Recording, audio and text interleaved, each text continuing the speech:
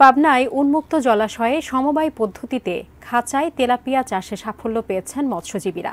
কম খরচে অল্প সময়ে ভালো লাভ হওয়ায় এ পদ্ধতির মাছ চাষে আগ্রহ বাড়ছে উদ্যোক্তাদের। মিলন মাহমুদের ক্যামেরায় পাবনা থেকে রিজভি জয়ের রিপোর্ট। পাবনার বেড়া উপজেলার হুরাসাগর নদীতে এভাবেই সারি সারি খাঁচায় চাষ হচ্ছে মনোসেক্স জাতের তেলাপিয়া।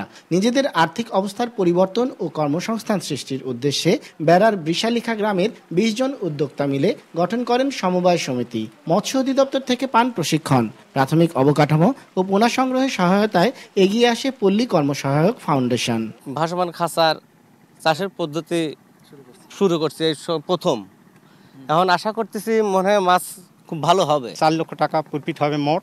এক একজন সদস্য ২০,০০০ টাকা পাবে প্রথম সাইকেলেই। এরপর দ্বিতীয় সাইকেল শুরু হবে।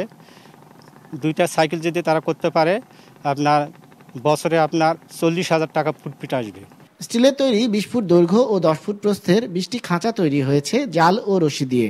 চারপাশে ড্রাম দিয়ে ভাসমান করে রাখা খাঁচার প্রতিটিতে ৫০০টি করে মোট ১,০০০ পোনা ছাড়েন উদ্যোক্তারা। বেকার যারা আছে, যাদের কর্ম নাই, তারা যদি এই খাঁচা পদ্ধতিতে আরও নতুন করে খাঁচা করি তাহলে আমরা মনে হয় প্রত্যেকে কর্মসংস্থানের একটা ব্যবস্থা হবে। উন্মুক্ত নদীতে খাঁচায় মনোসেক্স তেলাপিয়া দ্রুত বর্ধনশীল, রোগব্যাধি কম ও প্রাকৃতিক পরিবেশে পালন করায় খেতে সুস্বাদু। বাজারে ভালো চাহিদা থাকায় লাভও বেশি।